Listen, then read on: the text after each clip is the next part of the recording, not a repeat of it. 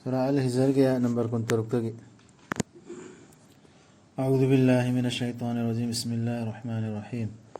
ولقد خلقنا الإنسان من صلصال من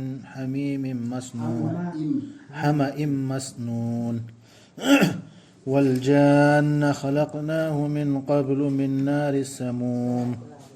وإذ قال ربك للملائكة إني خالق بشرا من صلصال من حمإ مسنون. سويدنا مكسيم كي بني كوينا ميوي ببو ليباك تغي سيمدوك لبا أموبا ليكوم تغي ليباك تغي سندوك بايكا أموبا ليكوم دو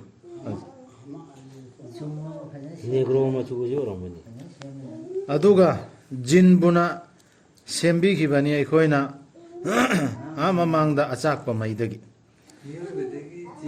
جنهالي लियो मोहम्मद सल्लल्लाहु अलैहि वसल्लम नंगी रबना हाई खिबदु फरिस्ता सिंगदा आइना सेमलगनि ताइबंग मियोइबा अमा लैपाक्तगी सेमदोकलबा अमुबा लैखोमदगी अदुना आइना मागी सवोंग सदा सेमबीरबा अदुगा मंगोंदा कामसेनबीरबा मतुंगदा आइना थवाई कुंथौ मंगोंदा सजदा तौदुना से हाई खिबदु लियोना अल्लाहगी रसूलदा हाइरे इमिसे अदुना सजदा तौकी फरिस्ता सिंगना मकोय लोयना मकपुला पुन्ना फरिस्ता मकोय लोय पुन्ना तौखरे सुपनगी इब्लिस नत्तना माना याखिदे याव हाइबा सजदा ताबा सिंगी मरक्ता याव हाइबा याखिते सजदा ताबा सिंगी मरक्ता अल्लाह ना हाइबी की ओ इब्लिस करीगी नंगना याव खिदबगे सजदा ताबा सिंगी मरक्ता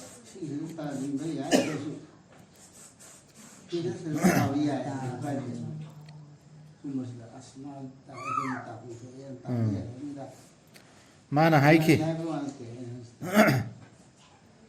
इब्लिस ना हेरे इमिकरियाना कैदोनोंदसु आइना ओइरोय सजदा ताबा ताइबंग मियोइबा अमदा नंगना सेम्बी खिबा माबु लैपाक्तगी सेमदोकलबा अमुबा लैखोमदगी अमुबा लैखोमदा लैपाक्ते सेमिबा ताइबंग मियोइबदो अदुदा आई कैदोनोंदो सजदा ताबदु तौरोय मागी इंकार दु तकब्बुर दु माना हाइबी की अदु ओइरबदी जिनगी मकोकना इब्लिस नेबा अदई इंसानी मकोकना आदम माना हाइबी की अदु ओइरबदी थोखरो नंग मफम सिदगी तसेंगनमक नंग तानथोक लबनी तसेंगनमक नंगोंदा साप तौरबनी वयल विचारगी नुमित्तु फा थाक चपवांगना मानन थमेबदो अल्लाह की ऑर्डर ममाना ngaktaba जिन हुजिके लीडर सिना इब्लिस सिना एकोय सिरसु मियोइबा मरक्ता मजहब सिंसिना थाक खेन हमद्रा माना चौबनी सलाम फोदो तौदमे अचौब मीदु मचाना तौर पंगाइबने थाक वांगना खेन थाक थमनद्राने man tawrakadamen haidi chawri mi aduge takabburdu allah na supam pamda polam mi hudema magi thaktu allah na gai tori du chapmana mi engdi engada tasena mak nangona sap tawrabani wayel bichar gi numit tu fo man hai ke iblis na ai gi rab adu oirabadi aibu thin than biu numin adu fo makhoi bu hingat han bigada si iblis na hai jarmi allah da Allah na haibi ki tasena mak yaurabani nang matam yai thokpa singi manungda matam yai thokpa mi subsi si da baji ba se tai sulai dori se kang yana sina yamat phau sida sigi ji ok to ban duwa tawru si lowra Allah da haja iblis ya la na haibi di yadre dana adu mana Allah da ni je bakanda mai matam dai tho isi low dori mi atopa ya suyaw khre na hoina khantha da baini दुनिया दा ताइगी दि पिपिरो high Midu पिने हार दि अल्लाह अदु आदा दि फंगो या अदु माइ दुआ को बोल तौरी मत्रो अतै छु यावरी अतै छु मागी मखा ले माना हाइबी के तसेना मा यावरबरी नंग मतम मे थोकप सिंगी मनुंग तु अतै छु मतम मे थोकप लैरिया नुमित अदु फाव मदुगी मतम दु ꯅꯤꯡꯊꯤꯖꯅ ꯈꯪꯂꯕ ꯂꯦꯞꯊꯣꯛꯈ꯭ꯔꯕ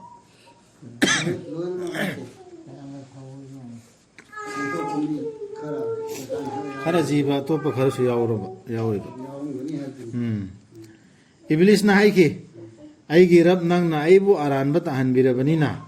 ꯑꯔꯥꯟꯕ ꯂꯝꯕꯤꯕꯨ ꯐꯖꯅ ꯎꯍꯟꯒꯦ ꯑꯩꯅ ꯃꯈꯣꯏꯗ ꯄ꯭ꯔꯤꯊꯤꯕꯤꯗ ꯑꯗꯨꯒ ꯂꯥꯟꯅ ꯂꯝꯖꯤꯡꯒꯦ ꯃꯈꯣꯏꯕꯨ ꯄꯨꯂꯞ ꯄꯨꯟꯅ ꯁꯤꯒꯤ ꯑꯌꯥꯁꯤꯗ ꯌꯥꯝ ꯃꯨꯟꯅ ꯈꯟꯊꯒꯗꯕꯅꯤ ꯑꯩꯈꯣꯏ ꯑꯔꯥꯟꯕ ꯂꯝꯕꯤ ꯖꯤꯅꯥ ꯇꯧꯕ ꯍꯨꯔꯥꯟꯕ ꯑꯗꯨꯗꯒꯤ ꯃꯤ ꯐꯨꯅꯕ ꯈꯠꯅꯕ ꯑꯗꯨꯗꯒꯤ ꯂꯩꯈ꯭ꯔꯤꯗꯅ ꯃꯌꯥꯝ ꯑꯃ ꯃꯤꯑꯣꯏꯕꯅ ꯐꯣꯡꯅ ꯈꯪꯉꯕ ꯑꯔꯥꯟꯕꯅꯤ ꯍꯥꯏꯕꯁꯤ ꯑꯗꯨꯝꯕꯗꯨ ꯅꯠꯇꯦꯕ ꯁꯤꯗ ꯏꯕ꯭ꯂꯤꯁꯅ ꯆꯦꯂꯦꯟꯖ ꯇꯧꯔꯤꯁꯤ ꯍꯥꯏꯗꯤ ꯑꯜꯂꯥꯍꯅ ꯍꯥꯏꯔꯛꯇꯕ ꯍꯨꯀꯨꯝ ꯑꯜꯂꯥꯍꯒꯤ ꯅꯠꯇꯕ ꯏꯁꯂꯥꯝ ꯙꯔꯃꯒꯤ ꯃꯇꯥꯡꯗ ꯑꯗꯨꯝꯕ ꯄꯣꯠꯇꯣ ꯐꯖꯅ ꯁꯋꯥꯕ ꯑꯣꯏꯅ ꯎꯍꯟꯒꯗꯧꯔꯤ ꯑꯗꯨꯒꯤꯗꯨꯅꯦ ꯁꯤꯗ ꯏꯕ꯭ꯂꯤꯁꯅ ꯍꯥꯏꯔꯤꯁꯤ ꯙꯔꯃꯒꯤ ꯑꯆꯨꯝꯕꯅꯤ ꯁꯋꯥꯕ ꯐꯪꯒꯗꯧꯔꯤꯕꯅꯤ ꯁꯤꯗꯤ ꯁꯤꯅ ꯖꯅ ꯆꯠꯀꯗꯧꯔꯤꯕꯅꯤꯅ ꯎꯍꯟꯒꯗꯧꯔꯤ ꯑꯗꯣ ꯑꯩꯈꯣꯏꯅ ꯀꯨꯔꯥꯟꯁꯦ ꯆꯦꯛ ꯇꯧꯍꯧꯗ꯭ꯔꯗꯤ ꯑꯗꯨꯒꯤ ꯄꯣꯠꯇꯨꯅꯤ ꯁꯤꯗ ꯏꯕ꯭ꯂꯤꯁꯅ ꯆꯦꯂꯦꯟꯖ ꯇꯧꯔꯤꯁꯤ ꯑꯗꯨꯒ ꯑꯗꯨꯒꯤꯗꯨꯔꯅꯦ ꯄꯨꯂꯞ ꯄꯨꯟꯅ ꯂꯝꯖꯤꯡꯗꯧꯔꯕ ꯃꯥꯅ ꯐꯖꯍꯜꯂꯒ ꯖꯅꯠꯀꯤ ꯂꯝꯕꯤ ꯑꯣꯏꯍꯟꯗꯧꯔꯤ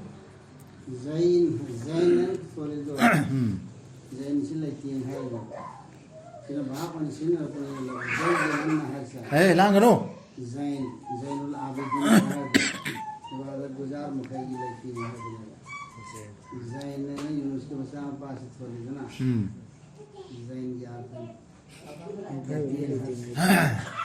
ꯁꯤ ꯐꯖꯍꯟꯒꯗꯧꯔꯤꯁꯤ ꯍꯧꯖꯤꯛꯀꯤ ꯑꯩꯈꯣꯏ ꯑꯐꯣꯡꯕ ꯃꯤꯑꯣꯏꯕꯅ ꯈꯪꯅꯔꯕ ꯑꯔꯥꯟꯕ ꯊꯕꯛꯁꯤꯡꯗꯨ ꯅꯠꯇꯕ ꯅꯝꯕꯔ 1 ꯁꯤꯗ ꯍꯥꯏꯔꯤꯁꯤ ꯏꯕ꯭ꯂꯤꯁ ꯙꯔꯃꯁꯤꯗ ꯏꯃꯩꯃ ꯀꯌꯥ ꯐꯖꯈ꯭ꯔꯕ ꯃꯥꯏꯊꯣꯡꯅ ꯃꯔꯣꯜ ꯑꯃ ꯃꯥꯗꯤ ꯁꯨꯟꯅꯠꯇ ꯑꯃꯨꯜ ꯇꯧꯗꯅ ꯐꯖꯔꯦꯅꯦꯅ ꯑꯗꯨ ꯅꯠꯇꯦꯅ ꯂꯝꯗꯕ ꯑꯗꯨ ꯏꯁꯂꯥꯝꯗ ꯃꯣꯟ ꯃꯣꯟ ꯂꯥꯎꯏ ꯃꯩꯃ ꯑꯗꯨꯃꯥꯏꯅ ꯎꯍꯜꯂꯒ ꯑꯜꯂꯥꯍꯅ ꯍꯥꯏꯗꯕ ꯑꯇꯣꯞꯄ ꯂꯥꯏꯟ ꯑꯃꯗ ꯄꯨꯗꯧꯔꯤ ꯅꯪꯅ ꯅꯪꯒꯤ ꯅꯅꯥꯏꯁꯤꯡꯗꯨ ꯃꯈꯣꯏꯒꯤ ꯃꯅꯨꯡꯗꯒꯤ ꯈꯟꯒꯠꯂꯕ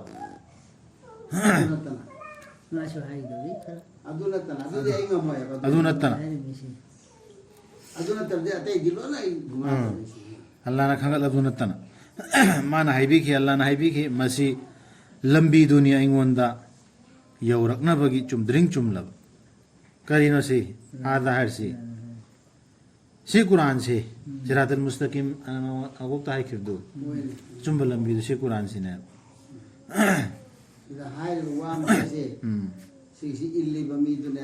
ꯑꯗꯨꯏꯗꯨꯅꯦ ꯂꯝꯕꯤ ꯆꯠꯀꯗꯧꯔꯤ ꯁꯤ ꯀꯨꯔꯥꯟꯁꯤꯅꯦꯕ ꯑꯗꯨ ꯅꯠꯇꯕ ꯑꯇꯣꯞꯄ ꯑꯃ ꯍꯦꯛ ꯐꯖꯅ ꯆꯠꯂꯝꯃꯕ ꯂꯩꯃ ꯐꯖꯅ ꯆꯠꯂꯝꯃꯁꯨ ꯑꯗꯨ ꯏꯕ꯭ꯂꯤꯁꯀꯤ ꯂꯝꯕꯤꯅꯦꯕ ꯋꯥꯔꯤꯁꯤ ꯂꯤꯕ ꯂꯣꯏꯔ ꯃꯇꯨꯡ ꯑꯜꯂꯥꯍꯅꯅꯦꯕ ꯍꯥꯏꯔꯤꯁꯤ ꯃꯥꯅꯦ ꯍꯥꯖꯥ ꯁꯤꯔꯥꯇꯨꯟ ꯑꯂꯩꯍꯤ ꯃꯨꯁꯇaqim ꯑꯩ ꯂꯝꯕꯤꯗ ꯌꯧꯒꯗꯕꯁꯤꯅꯤ ꯁꯩꯇꯥꯟꯕꯨ ꯁꯨꯃꯥꯏꯅ ꯇꯧꯈꯤꯕꯅꯤꯅ ꯗꯔꯃꯥꯟꯗ ꯑꯣꯏꯍꯟꯈꯤꯕꯅꯤ ꯃꯥꯁꯤ ꯃꯔꯗꯨꯠ ꯑꯣꯏꯍꯟꯈꯤꯕꯅꯤ ꯃꯥꯅ ꯑꯣꯛꯇꯅ ꯇꯧꯔꯨꯕꯗꯒꯤ ꯑꯗꯨꯒ ꯑꯐꯕ ꯃꯤꯅ ꯃꯌꯥꯝ ꯑꯣꯏꯔꯦ ꯃꯗꯨꯗ ꯌꯥꯎꯈ꯭ꯔꯦꯗꯅ ꯑꯗꯨꯃꯥꯏꯅ ꯇꯧꯕ ꯆꯠꯄ ꯃꯤꯁꯤꯡꯗꯣ ꯑꯗꯨꯅꯦꯕ ꯑꯆꯨꯝꯕ ꯂꯝꯕꯤ ꯑꯁꯤ ꯁꯩꯇꯥꯟꯒꯤ ꯂꯝꯕꯤꯗꯨ ꯊꯨꯒꯥꯏꯔꯒ ꯆꯠꯂꯒ ꯑꯆꯨꯝꯕ ꯂꯝꯕꯤ ꯆꯠꯄ ꯍꯥꯏꯁꯦ ꯑꯩꯅ ꯌꯧꯒꯗꯕ ꯂꯝꯕꯤꯁꯦ ꯀꯨꯔꯥꯟꯁꯤꯗ ꯍꯥꯏꯔꯤꯕꯁꯤ ꯆꯠꯀꯗꯕꯅꯦ ꯇꯁꯦꯡꯅꯃꯛ ꯑꯩꯒꯤ ꯏꯅꯥꯏꯁꯤꯡꯗꯒꯤ ꯂꯩꯔꯣꯏ ꯅꯪꯒꯤ ꯁꯛꯇꯤ ꯃꯈꯣꯏꯒꯤ ꯃꯊꯛꯇ ꯅꯪꯒꯤ ꯅꯇꯨꯡ ꯏꯜꯂꯛꯄꯁꯤꯡꯗꯨ ꯅꯠꯇꯅ ꯂꯝꯕꯤ ꯁꯦꯔꯥꯟꯅꯕꯁꯤꯡꯒꯤ ꯃꯅꯨꯡꯗꯒꯤ ꯀꯨꯔꯥꯟꯒꯤ ꯂꯝꯕꯤꯁꯤ ꯅꯠꯇꯕ ꯑꯇꯣꯞꯄ ꯂꯝꯕꯤ ꯁꯦꯔꯥꯟꯅꯗꯅ ꯏꯜꯂꯛꯄꯁꯤꯡꯗꯨ ꯑꯗꯨ ꯅꯠꯇꯅ ꯑꯜꯂꯥꯍꯒꯤ ꯂꯝꯕꯤꯁꯤꯗ ꯆꯠꯂꯤꯕ ꯀꯨꯔꯥꯟꯁꯤꯗ ꯆꯠꯂꯤꯕ ꯃꯤꯗꯨ ꯑꯗꯨꯗꯤ ꯉꯝꯃꯣꯏ ꯑꯗꯨꯒ ꯀꯨꯔꯥꯟ ꯁꯨꯈꯪ ꯈꯪꯗꯔꯒ ꯀꯃꯥꯏꯅꯅꯣꯕ ꯑꯩꯈꯣꯏꯅ ꯂꯝꯕꯤ ꯑꯆꯨꯝꯕꯗ ꯆꯠꯂꯤꯑꯅ ꯃꯨꯛꯀꯗꯧꯔꯤꯁꯤ ꯆꯦꯂꯦꯟꯖ ꯇꯧꯗꯧꯔꯤꯁꯤ ꯁꯤꯗ ꯂꯤꯔꯤꯕ ꯋꯥꯔꯤꯁꯤ ꯏꯕ꯭ꯂꯤꯁꯀ ꯑꯜꯂꯥꯍꯒꯔꯕ ꯂꯤꯅꯔꯤꯕ ꯋꯥꯔꯤ ꯑꯜꯂꯥꯍꯅ ꯂꯤꯕꯤꯔꯤꯃꯦ ꯑꯩꯈꯣꯏꯗ ꯏꯕ꯭ꯂꯤꯁꯅ ꯍꯥꯏꯔꯛꯈꯤꯕ ꯑꯗꯝ ꯁꯦꯝꯕꯩ ꯃꯇꯝꯒꯤꯗ ꯊꯣꯛꯈꯤꯕ ꯊꯧꯗꯣꯛꯇꯨ ꯑꯗꯨꯒ ꯃꯨꯍꯝꯃꯗ ꯁꯜꯂꯜꯂꯥꯍꯨ ꯑꯂꯩꯍꯤ ꯋꯁꯜꯂꯝꯗ ꯂꯤꯌꯣꯅ ꯑꯩꯈꯣꯏꯗ ꯇꯥꯅꯕ ꯂꯤꯍꯜꯂꯤ ꯑꯗꯨꯒ ꯇꯁꯦꯡꯅꯃꯛ ꯖꯍꯟꯅꯝ ꯍꯥꯏꯕꯗꯨꯅꯤ ꯃꯈꯣꯏꯗ ꯋꯥꯗꯥ ꯇꯧꯕꯤꯔꯤꯕ ꯃꯐꯝꯗꯨ ꯃꯈꯣꯏ ꯄꯨꯝꯅꯃꯛꯀꯤ ꯍꯧꯖꯤꯛ ꯁꯩꯇꯥꯟꯅ ꯋꯥꯗꯥ ꯇꯧꯗꯧꯔꯤꯁꯦ ꯃꯈꯣꯏꯗ ꯑꯆꯨꯝꯕꯅꯦꯅ ꯎꯍꯟꯗꯧꯔꯤꯁꯤ ꯖꯍꯟꯅꯝꯒꯤ ꯂꯝꯕꯤꯗꯨꯅꯦ ꯂꯩ ꯃꯁꯤꯒꯤ ꯂꯝꯊꯣꯡ 3 ꯊꯣꯡꯒꯥꯜ ꯈꯨꯗꯤꯡꯃꯛꯀꯤ ꯂꯩ ꯃꯈꯣꯏꯒꯤ ꯈꯥꯏꯗꯣꯛꯇꯨꯅ ꯊꯝꯂꯕ ꯁꯔꯨꯛ ꯖꯍꯟꯅꯝꯗꯨꯒꯤ ꯖꯍꯟꯅꯝꯒꯤ ꯊꯣꯡ 3 ꯖꯟꯅꯠꯀꯤ ꯊꯣꯡ 9 ꯇꯁꯦꯡꯅꯃꯛ ꯆꯨꯝꯅ ꯆꯠꯂꯛꯄꯁꯤꯡꯗꯨꯗꯤ ꯂꯩꯒꯅꯤ ꯍꯩꯀꯣꯜꯁꯤꯡꯗ ꯏꯐꯨꯠꯁꯤꯡꯒꯤ ꯃꯔꯛꯇ ꯆꯨꯝꯅ ꯆꯠꯂꯛꯄ ꯍꯥꯏꯁꯦ ꯑꯩꯗꯤ ꯆꯨꯝꯅ ꯆꯠꯂꯦꯅ ꯍꯥꯏꯗꯧꯔꯤꯁꯤ ꯀꯔꯝꯍꯥꯏꯅꯅꯣꯕ ꯍꯧꯖꯤꯛꯀꯤ ꯑꯜꯂꯥꯍꯅ ꯇꯥꯛꯏꯕ ꯂꯝꯕꯤ ꯁꯤꯔꯥꯇꯜ ꯃꯨꯁꯇꯀꯤꯝꯁꯤꯅꯦ ꯁꯤ ꯅꯠꯇꯅ ꯑꯩ ꯅꯤꯡꯕ ꯑꯩꯅ ꯁꯥꯒꯠꯄ ꯃꯤꯅ ꯁꯥꯒꯠꯄꯗꯨꯗꯤ ꯅꯠꯇꯦ ꯑꯜꯂꯥꯍꯅ ꯄꯤꯔꯛꯈ꯭ꯔꯦꯕ ꯂꯝꯕꯤꯗꯨ ꯁꯤꯔꯥꯇꯜ ꯃꯨꯁꯇꯀꯤꯝꯁꯤ ꯒꯦꯠ ꯇꯔꯦꯠ ꯄꯥꯟꯕꯗꯨ ꯁꯩꯇꯥꯟꯒꯤ ꯗꯣꯖꯠꯇ ꯆꯪꯒꯗꯧ ꯃꯈꯩ ꯒꯦꯠ ꯇꯔꯦꯠ ꯑꯣꯏꯗꯨ ꯃꯈꯜ ꯃꯈꯜ ꯃꯌꯥꯝ ꯑꯣꯏꯕ ꯗꯔꯖꯥꯗꯨ ꯃꯥꯟꯗꯕ ꯏꯃꯥꯟꯗꯥꯔ ꯃꯈꯩꯗꯨ ꯗꯔꯖꯥ ꯃꯥꯟꯗꯦꯗꯅ ꯗꯔꯖꯥꯗꯨꯒꯤ ꯃꯇꯨꯡ ꯏꯟꯅ ꯃꯈꯣꯏ ꯐꯠꯇꯕꯒꯤꯁꯨ ꯊꯣꯡ ꯇꯔꯦꯠ ꯄꯥꯟꯒꯅꯤ ꯍꯥꯏꯕꯤꯒꯅꯤ ꯃꯈꯣꯏꯗ ꯃꯥꯜꯂꯕꯁꯨ ꯌꯥꯏ ꯍꯧꯖꯤꯛ ꯆꯪꯒꯗꯧꯔꯤꯕꯁꯤꯡꯁꯦ ꯃꯈꯣꯏꯗ ꯍꯥꯏꯕꯤꯒꯅꯤ ꯆꯪꯖꯔꯣ ꯃꯁꯤꯗ ꯁꯥꯟꯇꯤꯒ ꯂꯣꯏꯅꯅ ꯑꯁꯣꯏ ꯑꯉꯥꯝ ꯌꯥꯎꯗꯅ ꯂꯧꯊꯣꯛꯄꯤꯒꯅꯤ ꯑꯩꯈꯣꯏꯅ ꯃꯈꯣꯏꯒꯤ ꯊꯕꯥꯛꯁꯤꯡꯗ ꯂꯦꯝꯍꯧꯔꯤꯕ ꯃꯥꯂꯣꯝ ꯄꯨꯝꯅꯃꯛ ꯍꯧꯖꯤꯛꯀꯤ ꯂꯝꯕꯤ ꯆꯨꯝꯅ ꯆꯠꯂꯛꯄꯁꯤꯡꯗꯨ ꯃꯣꯏ ꯊꯕꯥꯛꯇ ꯂꯦꯝꯍꯧꯕꯁꯤꯡꯗꯨ ꯃꯤꯑꯣꯏꯕꯅꯤꯅ ꯂꯦꯝꯗꯧꯔꯤꯃꯤꯗꯅ ꯑꯗꯨꯁꯨ ꯑꯜꯂꯥꯍꯅ ꯂꯧꯊꯣꯛꯄꯤꯒꯅꯤ ꯍꯥꯏꯕ ꯃꯐꯝꯁꯤꯗꯗꯤ ꯍꯥꯏꯗꯦꯕ ꯖꯅꯀꯤꯁꯤ ꯑꯗꯨꯝ ꯅꯤꯄꯥꯜ ꯑꯗꯨ ꯍꯥꯏꯕ꯭ꯔꯥ ꯍꯥꯏꯗꯤ ꯑꯇꯣꯞꯄ ꯃꯐꯝꯗ ꯌꯥꯎꯔꯤ ꯑꯇꯣꯞꯄ ꯍꯥꯏꯗꯤ ꯌꯥꯎꯈ꯭ꯔꯦꯕ ꯌꯥꯎꯔꯤꯕ ꯐꯝꯃꯤꯟꯅꯒꯅꯤ ꯃꯈꯣꯏ ꯃꯆꯤꯟ ꯃꯅꯥꯎꯁꯤꯡ ꯑꯣꯏꯅ ꯇꯥꯡꯕꯜꯁꯤꯡꯗ ꯃꯥꯏ ꯑꯣꯟꯁꯤꯟꯅꯗꯨꯅ ꯖꯟꯅꯠ ꯃꯅꯨꯡꯗꯅꯤ ꯁꯤ ꯑꯃꯨꯛ ꯁꯣꯛꯂꯔꯣꯏ ꯃꯈꯣꯏꯕꯨ ꯃꯗꯨꯗ ꯆꯣꯛꯊꯕ ꯍꯥꯏꯕꯗꯨꯅ ꯅꯠꯇ꯭ꯔꯒ ꯃꯈꯣꯏꯕꯨ ꯀꯩꯗꯧꯅꯨꯡꯗꯁꯨ ꯃꯗꯨꯗꯒꯤ ꯑꯃꯨꯛ ꯊꯣꯛꯍꯟꯕꯤꯔꯔꯣꯏ ꯑꯣ ꯃꯨꯍꯝꯃꯗ ꯁꯜꯂꯜꯂꯥꯍꯨ ꯑꯂꯩꯍꯤ ꯋꯁꯜꯂꯝ ꯄꯥꯎ ꯄꯤꯌꯨ ꯑꯩꯒꯤ ꯏꯅꯥꯏꯁꯤꯡꯗ ꯃꯗꯨꯗꯤ ꯑꯩꯗꯤ ꯀꯣꯛꯄꯤ ꯍꯩꯕꯗꯨꯅꯤ ꯀꯟꯕꯤ ꯍꯩꯕꯗꯨꯅꯤ ꯁꯤ ꯄꯨꯝꯕ ꯍꯥꯏꯔꯤꯁꯤ ꯄꯥꯎꯁꯤ ꯈꯪꯍꯜꯂꯛꯏꯁꯤ ꯑꯜꯂꯥꯍꯁꯤ ꯌꯥꯝꯅ ꯀꯣꯛꯄꯤ ꯍꯩꯌꯦꯕ ꯑꯗꯨꯅ ꯍꯣꯏ ꯍꯥꯏꯖꯍꯧ ꯂꯝꯕꯤ ꯑꯆꯨꯝꯕꯗꯨꯗ ꯆꯪꯁꯤꯜꯍꯧ ꯍꯥꯏꯔꯤ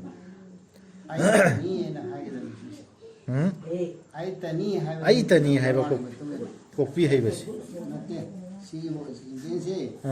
ꯑꯅꯜ ꯒꯐꯨꯔ ꯔꯍꯤꯝ ꯍꯥꯏꯁꯤ ꯑꯅꯜ ꯍꯥꯏꯔꯒ ꯑꯜ ꯒꯐꯨꯔ ꯑꯅꯥ ꯍꯥꯏꯔꯒ ꯑꯜ ꯒꯐꯨꯔꯅ ꯍꯥꯏꯁꯤ ꯑꯩ ꯑꯀꯛꯅꯕ ꯃꯥ ꯈꯛꯇ ꯑꯣꯏꯕꯁꯤꯅꯦ ꯑꯩ ꯈꯛꯇꯅꯦ ꯑꯅꯜ ꯒꯐꯨꯔ ꯔꯍꯤꯝ ꯑꯩ ꯈꯛꯇꯅꯦꯕ ꯒꯐꯨꯔ ꯀꯅꯥꯝꯇ ꯂꯩꯇꯦ ꯑꯗꯨꯒ ꯑꯩꯒꯤ ꯗꯟꯗꯤꯗꯨꯗꯤ ꯃꯗꯨꯗꯤ ꯆꯩꯅꯥ ꯂꯩꯔꯕ ꯗꯟꯗꯤꯅꯤ ꯑꯩꯒꯤ ꯗꯟꯗꯤꯁꯨ ꯑꯇꯣꯞꯄ ꯗꯟꯗꯤꯒ ꯃꯥꯟꯅꯔꯣꯏ ꯄꯥꯎ ꯇꯝꯃꯨ ꯃꯈꯣꯏꯗ ꯏꯕ꯭ꯔꯥꯍꯤꯝꯒꯤ ꯑꯇꯤꯊꯤꯁꯤꯡꯗꯨꯒꯤ ꯑꯃꯛꯀ ꯋꯥꯔꯤꯁꯤ ꯍꯟꯖꯤꯟꯅ ꯂꯤꯔꯛꯏꯁꯤ ꯁꯤꯅꯦꯕ ꯀꯨꯔꯥꯟꯒꯤ ꯇꯐꯁꯤꯔ ꯍꯥꯏꯔꯁꯤ ꯇꯐꯁꯤꯔ ꯑꯜꯂꯥꯍꯅ ꯒ꯭ꯌꯥꯟ ꯇꯥꯅꯕ ꯃꯤꯁꯤꯡꯁꯦ ꯍꯟꯖꯤꯟ ꯀꯔꯤ ꯃꯔꯝꯒꯤꯅꯣ ꯁꯤꯗ ꯍꯥꯏꯔꯛꯏꯁꯤꯁꯨ ꯈꯟꯊꯕ ꯃꯨꯟꯅ ꯈꯟꯊꯕ ꯃꯤꯁꯤꯡꯗꯤ ꯂꯥꯝꯖꯤꯟꯕ ꯐꯪꯒꯅꯦꯕ ꯄꯣꯞ ꯇꯥꯅꯦꯕ ꯀꯔꯤ ꯃꯔꯝꯒꯤꯅꯣ ꯏꯕ꯭ꯔꯥꯍꯤꯝꯒꯤ ꯑꯃꯨꯛꯀ ꯑꯩꯈꯣꯏꯗ ꯈꯪꯍꯜꯂꯛꯏꯁꯤ ꯍꯥꯏꯕꯁꯤ ꯁꯤ ꯈꯟꯊꯒꯗꯕꯅꯦꯕ ꯃꯈꯣꯏꯅ ꯃꯥꯒꯤ ꯃꯅꯥꯛꯇ ꯆꯪꯂꯛꯂꯕꯗ ꯑꯗꯨꯒ ꯁꯂꯥꯝ ꯍꯥꯏꯔꯛꯂꯕꯗ ꯏꯕ꯭ꯔꯥꯍꯤꯝꯅ ꯍꯥꯏꯈꯤꯕꯗꯨ ꯇꯁꯦꯡꯅꯃꯛ ꯑꯩꯈꯣꯏꯅ ꯅꯈꯣꯏꯕꯨ ꯀꯤꯖꯩ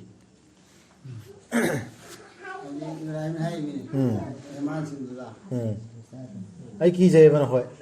ꯃꯃꯥꯡꯗꯗꯤ ꯌꯥꯎꯈ꯭ꯔꯦꯅ ꯃꯈꯣꯏꯅ ꯈꯨꯠ ꯂꯥꯝꯃꯛꯇꯕꯗꯨ ꯃꯈꯣꯏꯅ ꯍꯥꯏꯈꯤ ꯀꯤꯔꯨꯒꯅꯨ ꯑꯩꯈꯣꯏꯅ ꯍꯔꯥꯎ ꯄꯥꯎ ꯄꯤꯔꯤ ꯅꯉꯣꯟꯗ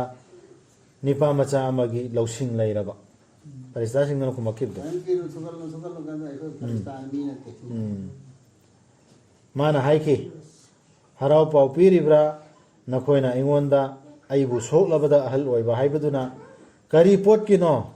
ꯅꯈꯣꯏꯅ ꯄꯤꯔꯤꯕ ꯄꯥꯎꯁꯤ ꯃꯈꯣꯏꯅ ꯍꯥꯏꯕꯤꯈꯤ ꯃꯈꯣꯏꯅ ꯍꯥꯏꯈꯤ ꯍꯔꯥꯎ ꯄꯥꯎ ꯄꯤꯕꯅꯤ ꯑꯩꯈꯣꯏꯅ ꯅꯉꯣꯟꯗ ꯑꯆꯨꯝꯕꯒ ꯂꯣꯏꯅꯅ ꯑꯗꯨꯅ ꯑꯣꯏꯒꯅꯨ ꯅꯤꯡꯕ ꯀꯥꯏꯕꯁꯤꯡꯒꯤ ꯃꯅꯨꯡꯗꯒꯤ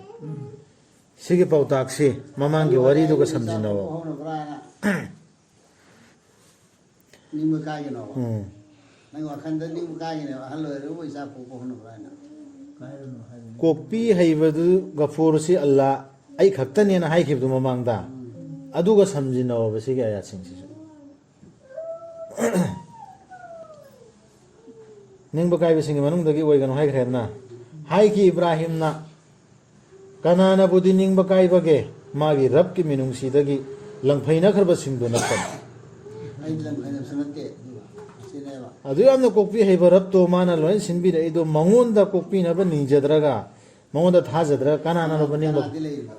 ꯅꯤꯡꯕ ꯀꯥꯏꯗꯧꯁꯤ ꯊꯥꯖꯗꯕ ꯃꯤꯗꯨ ꯅꯠꯇꯅ ꯊꯥꯖꯗꯕ ꯃꯤꯗꯨ ꯅꯠꯇꯅ ꯀꯅꯥꯅꯣꯕ ꯑꯜꯂꯥꯍꯗ ꯅꯤꯡꯕ ꯀꯥꯏꯒꯗꯧꯔꯤꯁꯤ ꯑꯜꯂꯥꯍꯗ ꯗꯨआ ꯇꯧꯕꯗ ꯀꯔꯤ ꯏꯀꯥꯏꯗꯧꯔꯤꯁꯤ ꯗꯨआ ꯇꯧꯕꯗ ꯃꯤꯉꯣꯟꯗ ꯇꯧꯍꯟꯒꯗꯧꯔꯤꯁꯤ ꯗꯨआ ꯇꯧꯕꯗ ꯃꯥꯅ ꯑꯜꯂꯥꯍꯅ ꯑꯩꯕꯨ ꯀꯣꯛꯄꯤꯔꯣꯏꯅ ꯆꯤꯡꯅꯒꯗꯧꯔꯤꯁꯦ ꯏꯃꯥꯟ ꯄꯨꯔꯛꯇꯕ ꯃꯤ ꯅꯠꯇꯅ ꯀꯅꯥ ꯑꯣꯏꯒꯅꯤ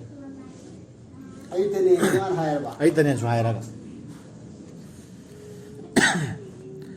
ꯍꯥꯏꯈꯤ ꯃꯥꯅ ꯑꯗꯨ ꯑꯣꯏꯔꯕꯗꯤ Sida na khoi ge kari thabak laibage o pakoloi sing barista sing ro hangi me makhoi na hai ki ta senamak tharak pani khoi bu maral leiraba mi sing da lut ki imung manung du natana ta senamak khoi na kangani makhoi budi loina ma lut ki imung manung subudi kallani अतः करी था कि लापना हमकान को मैं कि को दो माहन ये दो में लाई अजाब तो फरिश्ताने लाई subnagi magi nupi natana aikoina lep khrabani magi madi soidana mak yauragadabani haina lei thauba singi manungda lutki nupi lehodorimi लूची इब्राहिम अलैहिस्सलाम की ने मसाने बा मत्तु मया बगी अच्छा magi nupi do adudi iman puraktre lei thaurane nabi gi hek nupi ni si adro nabi gi nupi du nabi gi jariya adagi ada karigi no ba hingoi dorisi पांचा पुण्य नदी होए कोई लई बने बा ha sida hafiz na pho yam bukhar kanen haidra कलंदा nor binchu bukhar kadawriyana hafiz yam ne fu fu adu sun quran da di nabi na pho bukhal oi dawriya nami le nun mani ka dolle de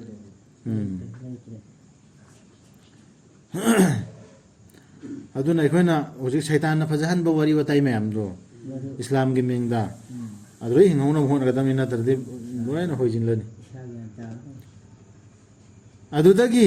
lak laba matam da lut ki imung manung gi manakta pa kholoi singduna lut na hai ki ta senamuk na koisi rasa sing ro hairimi na koisi mi singni aina sak khangdab Ibrahim अलैहिस्सलाम की है दो दुना ऐसो न सब सकन के ने दी ऐसो करा मसले बा makoina hai kin जाने खान दे makhoi farista sing duna hai ki natte akhoi lakpani nangonda loinaraga madubu makhoina chingnari badu hojiki thaja da sing duna chingnari ba azab to aduidu azab tharkani hai chingnari dana makhoi aduidu loinara la imena kummel akhoi purakpani nangonda achumbadu aduga ta senama akhoi achumba ngang basing si so hairim aduna thoklo nangi imung manungga loinana ahingi saruk amada aduga innau nangna makhoi gi tungda thokodorsi moi group tui tungda man sakadoriba tung hanna yeng loidabani nakhoi gi manungdagi kana amatana leptara chatkadabani nakhoi da hukum tawkeba adomda hoja allah na farista singna hairi do अदु सकदब ला adomda dum yengam dabida chatkidab तुम्हारी हम जा रहा है khanghan ki allah na mangonda wafam dugi ya thangdo madudi mi sing dugi maru kakhathlagda bani angan ba ayukta si khanghan khredana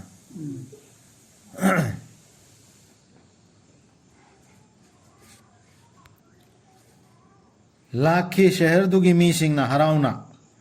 lut na hai ki ta senamak makhoi si aigi athiti singni aduna ikai han biganu aibu amko wari makha samthara ime mamangda hai khebdo aigi mehman ni lai si na hoi makhoi si gi mamangda ikai han biganu na lutna magi okta ba kong gi mising da hairin allah bu kiwa duga chobhan biganu aibu hi makhoi na hai mana lutna hairin makhoi na hai ki thingki da bra ikhoi na nangonda taibang pumna makpu kandanaba hai nang loina nang kallagan loina makki nang na sianap si to no tawranon thingki da bra sini hairi si oktab sing dona nang mayam gi jinmedari lobiram no sina onda haikram natran lut na haiki makhoi si aigi ichanupi singni aikhoina nakhoina karigumba khara tawda tawni hairadi कौम के मी सिंह की भाई की कौम की मी सिंह इंसान सिंह से इंसान की आई बने वो लोग आके इंसान की ले चले nang hoina tawda tawge harga siga aigi komgi ichanupi singse si kaido sidai lawo nangi punsina khangsanu wari se amka rasul do anjil ego nangi punsina khangsanu o muhammad sallallahu alaihi wasallam ta senama makhoi du makhoi gi mayai kabadu da mamit udana koi chat khibani तेरी जिंदगी की कसम है rasul gi punsi gi kasam tare रसूल नंगी पुंसी ने खंग सलवाना अकन ब दुनिया द काना दुनिया द कसम जान दो अभी मोगा अल्लाह ने रसूल की पुंसी की कसम चारा है याम साथी बवा वो दुनिया aduna hai hakhibani makhoi bu ayak pa khonjel duna numit thorak pada ꯔꯁꯨꯜꯗꯤ ꯑꯗꯨ ꯈꯪꯅꯗꯦꯕ ꯑꯗꯣ ꯍꯧꯖꯤꯛꯁꯨ ꯍꯥꯏꯔꯤꯅ ꯑꯩꯅ ꯑꯜꯂꯥꯍꯅ ꯍꯥꯏꯔꯤꯕ ꯑꯩꯅ ꯍꯥꯏꯔꯤꯕ ꯋꯥꯁꯦ ꯃꯥꯅ ꯈꯔ ꯇꯥꯊꯔꯛꯏꯁꯤ ꯋꯥꯅꯤ ꯉꯁꯤ ꯑꯩꯅ ꯍꯥꯏꯔꯤꯕ ꯋꯥꯁꯦ ꯃꯈꯣꯏꯁꯤ ꯄꯨꯔꯥ ꯉꯥꯎꯗ ꯂꯩꯔꯝꯕ ꯀꯥꯡꯕꯨꯅꯤ ꯑꯗꯨꯝ ꯀꯧꯕ ꯍꯧꯖꯤꯛꯁꯨ ꯁꯤ ꯂꯨꯠꯀ ꯂꯣꯏꯅꯗꯅ ꯂꯩꯔꯝꯃꯤꯕ ꯀꯣꯝꯗꯨꯅꯦ ꯂꯥꯟꯅ ꯅꯁꯥꯒꯤ ꯃꯑꯣꯡꯗ ꯂꯩꯔꯝꯕ ꯑꯩꯈꯣꯏꯗ ꯂꯤꯔꯤꯁꯤ ꯅꯁꯥꯕꯨꯀꯣ ꯍꯣꯏꯅꯦ ꯁꯤꯒꯤ ꯄꯥꯎꯇꯥꯛꯁꯦ ꯑꯩꯈꯣꯏꯗꯅꯦ ꯄꯤꯔꯤꯁꯤ ꯍꯧꯖꯤꯛꯀꯤ ꯂꯨꯠꯀꯤ ꯋꯥꯔꯤꯗꯨ ꯅꯠꯇꯦ ꯃꯔꯨ ꯑꯣꯏꯔꯤꯁꯤ ꯄꯥꯎꯇꯥꯛ ꯑꯃ ꯌꯥꯎꯔꯤ ꯀꯔꯤꯅꯣ ꯍꯥꯏꯕ ꯀꯥꯟꯗ ꯍꯧꯖꯤꯛꯁꯨ ꯑꯩꯈꯣꯏ ꯀꯨꯔꯥꯟꯒ ꯂꯣꯏꯅ ꯂꯩꯔꯤꯁꯤꯗꯤ ꯃꯨꯁꯂꯤꯝꯅ ꯂꯩꯔꯤꯕꯁꯤꯡꯁꯤ ꯑꯗꯨ ꯅꯁꯥ ꯑꯝꯗꯅꯤ ꯂꯩꯈ꯭ꯔꯤꯁꯤ ꯁꯦꯟꯊꯣꯏꯒꯤ ꯃꯇꯥꯡꯗ ꯑꯣꯏꯔꯣ ꯗ꯭ꯔꯛꯁꯀꯤ ꯃꯇꯥꯡꯗ ꯑꯣꯏꯔꯣ ꯍꯨꯔꯥꯟꯕꯒꯤ ꯃꯇꯥꯡꯗ ꯑꯣꯏꯔꯣ ꯖꯤꯅꯥꯒꯤ ꯃꯇꯥꯡꯗ ꯑꯣꯏꯔꯣ ꯀꯨꯔꯥꯟꯁꯤꯁꯨ ꯊꯝꯅ ꯊꯝꯅ ꯄꯥꯏꯅ ꯄꯥꯏꯅ ꯅꯃꯥꯖ ꯁꯣꯟꯅ ꯁꯣꯟꯅ ꯅꯁꯥ ꯑꯝꯗ ꯂꯩꯈ꯭ꯔꯅꯤ ꯑꯗꯨꯒꯤꯗꯨꯒꯤꯅꯤꯁꯦ ꯑꯩꯈꯣꯏꯗ ꯍꯧꯖꯤꯛ ꯈꯪꯍꯜꯂꯛꯏꯁꯤ ꯂꯨꯠꯀꯤꯗꯨ ꯃꯔꯨ ꯑꯣꯏꯕ ꯅꯠꯇꯦ ꯂꯨꯠꯀꯤꯗꯨ ꯑꯩꯈꯣꯏꯗ ꯍꯧꯖꯤꯛ ꯃꯔꯨ ꯑꯣꯏꯗ꯭ꯔꯦꯕ ꯂꯣꯏꯈ꯭ꯔꯦ ꯇꯨꯝꯈ꯭ꯔꯦ ꯃꯥꯡꯈ꯭ꯔꯦ ꯑꯩꯈꯣꯏꯗ ꯋꯥꯔꯤ ꯈꯪꯍꯜꯂꯛꯏꯁꯦ ꯑꯩꯈꯣꯏ ꯅꯁꯥ ꯑꯝꯗ ꯂꯩꯔꯤꯁꯤ ꯀꯨꯔꯥꯟꯁꯤ ꯄꯥꯏꯅ ꯄꯥꯏꯅ ꯅꯁꯥ ꯑꯝꯗ ꯂꯣꯏꯅ ꯂꯩꯅꯤ ꯍꯔꯥꯝ ꯍꯂꯥꯜ ꯆꯥꯕꯒꯤ ꯃꯇꯥꯡꯗ ꯑꯣꯏꯔꯣ ꯀꯅꯥꯒꯨꯝꯕ ꯃꯤ ꯑꯃꯒꯤ ꯍꯛ ꯌꯧꯍꯟꯕ ꯌꯧꯍꯟꯗꯕꯒꯤ ꯃꯇꯥꯡꯗ ꯑꯣꯏꯔꯣ ꯂꯣꯏꯅ ꯃꯤꯠ ꯇꯨꯝꯗꯅ ꯅꯁꯥ ꯑꯝꯗ ꯂꯩꯒꯦ ꯇꯧꯁꯤꯟꯅꯗꯅ ꯇꯣꯄꯤ ꯎꯞꯁꯤꯟꯅꯗꯅ ꯑꯣꯟꯊꯣꯛꯈꯤꯕꯅꯤ ꯍꯧꯖꯤꯛ ꯂꯨꯠꯀ ꯂꯣꯏꯅ ꯂꯩꯔꯤꯃꯦ ꯂꯨꯠꯀꯤ ꯀꯣꯝꯅꯦꯕ ꯑꯁꯤ ꯃꯥꯏ ꯅꯨꯄꯤꯗꯨ ꯌꯥꯎꯅ ꯑꯣꯟꯊꯣꯛꯈꯤꯕꯅꯤ ꯑꯩꯈꯣꯏꯅ ꯑꯜꯂꯥꯍꯅ ꯃꯗꯨꯒꯤ ꯁꯦꯍꯔꯗꯨꯒꯤ ꯑꯋꯥꯡꯕ ꯁꯔꯨꯛꯇꯨ ꯃꯗꯨꯒꯤ ꯃꯈꯥ ꯊꯪꯕ ꯃꯊꯛ ꯃꯈꯥ ꯑꯣꯟꯊꯣꯛꯈ꯭ꯔꯦꯕ ꯑꯗꯨꯒ ꯍꯩꯊꯈꯤꯕꯅꯤ ꯑꯩꯈꯣꯏꯅ ꯃꯈꯣꯏꯒꯤ ꯃꯊꯛꯇ ꯃꯩ ꯏꯛꯂꯕ ꯅꯨꯡꯁꯤꯡ ꯇꯁꯦꯡꯅꯃꯛ ꯂꯩꯔꯕꯅꯤ ꯃꯗꯨꯗ ꯈꯨꯗꯝꯁꯤꯡ ꯅꯨꯡ ꯍꯟꯖꯤꯟꯅ ꯎꯕ ꯉꯝꯕꯁꯤꯡꯒꯤꯗꯤ ꯇꯨ ꯅꯨꯡ ꯍꯟꯖꯤꯟꯅ ꯎꯒꯗꯧꯁꯤ ꯋꯥꯔꯤꯁꯤꯗ ꯈꯟꯊꯒꯗꯕ ꯅꯠꯇ꯭ꯔꯣ ꯏꯁꯥꯁꯤ ꯃꯈꯣꯏꯅ ꯉꯧꯔꯝꯃꯤꯕ ꯅꯁꯥꯁꯤ ꯀꯔꯝꯕ ꯒꯨꯅꯥꯗꯅꯣ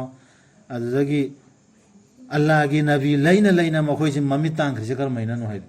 ꯑꯗꯨ ꯈꯟꯊꯒꯗꯕꯅꯦ ꯕꯣꯝꯒꯨꯝꯕ ꯃꯈꯜ ꯑꯃ ꯂꯨꯠꯀꯤꯗꯨꯗꯤ ꯃꯥꯡꯈ꯭ꯔꯦ ꯇꯨꯝꯈ꯭ꯔꯦ ꯏꯕ꯭ꯔꯥꯍꯤꯝꯒꯤ ꯁꯨꯃꯥꯏꯅ ꯍꯠꯈꯤꯌꯦ ꯑꯗꯨꯗ ꯂꯤꯅꯕ ꯑꯩꯁꯤ ꯀꯔꯝꯕ ꯅꯁꯥꯗ ꯂꯩꯔꯤꯃꯣꯗꯤ ꯈꯪꯗꯕ ꯃꯁꯥꯗꯤ ꯁꯨꯡꯖꯨꯝ ꯆꯨꯝꯊꯣꯛꯇꯕ ꯁꯨꯝ ꯆꯨꯝꯊꯣꯛꯇꯕ ꯏꯁꯥꯁꯨ ꯂꯣꯏꯅ ꯅꯁꯥ ꯑꯃꯃꯝꯗ ꯂꯩꯌꯦꯕ ꯂꯩ ꯀꯨꯔꯥꯟꯁꯤꯅ ꯅꯥꯀꯜ ꯑꯝꯗ ꯊꯝꯃꯒꯅꯦ ꯏꯁꯥꯁꯤ ꯃꯤꯁꯤꯡꯁꯤ ꯅꯁꯥ ꯑꯝꯗ ꯂꯩꯔꯤꯃꯦ ꯃꯥꯏ ꯃꯥꯏ ꯂꯥꯏꯟꯗꯨꯗ ꯑꯁꯨꯛꯀꯟ ꯈꯟꯊꯗꯕ ꯋꯥꯔꯤꯗꯨꯗꯤ ꯀꯔꯥꯏ ꯀꯔꯥꯏꯗꯩꯅꯣ ꯁꯝꯃꯒ ꯃꯁꯤꯗ ꯐꯖꯅꯕ ꯂꯤꯅꯈ꯭ꯔꯤꯃꯤ ꯇꯁꯦꯡꯅꯃꯛ ꯂꯩꯔꯕꯅꯤ ꯃꯗꯨꯗ ꯈꯨꯗꯝꯁꯤꯡ ꯅꯨꯡ ꯍꯟꯖꯤꯟꯅ ꯎꯕ ꯉꯝꯕꯁꯤꯡꯒꯤ ꯃꯈꯣꯏꯗꯨ ꯂꯩꯕꯅꯤ ꯆꯠꯅꯔꯤꯕ ꯂꯝꯕꯤꯒꯤ ꯃꯄꯥꯟꯗ ꯅꯣꯏ ꯆꯠꯂꯒ ꯑꯃꯨꯛ ꯅꯤꯡꯁꯤꯡꯉꯨꯆꯣ ꯌꯦꯡꯉꯨꯆꯣꯕ ꯍꯧꯖꯤꯛꯁꯨ ꯂꯩꯔꯤꯑꯕ ꯈꯨꯗꯝꯗꯣ ꯀꯌꯥꯃꯨꯛꯁꯨ ꯂꯩꯗꯧꯔꯤ ꯇꯁꯦꯡꯅꯃꯛ ꯂꯩꯔꯕꯅꯤ ꯃꯗꯨꯗ ꯈꯨꯗꯝ ꯑꯃ ꯊꯥꯖꯕꯁꯤꯡꯒꯤꯗꯤ ꯁꯗꯀꯜꯂꯥꯍꯨ ꯑꯜ-ꯑꯖꯤꯝ ꯁꯤ ꯐꯣꯇꯣ ꯇꯧꯔꯁꯤ ꯁꯥꯃꯜ 103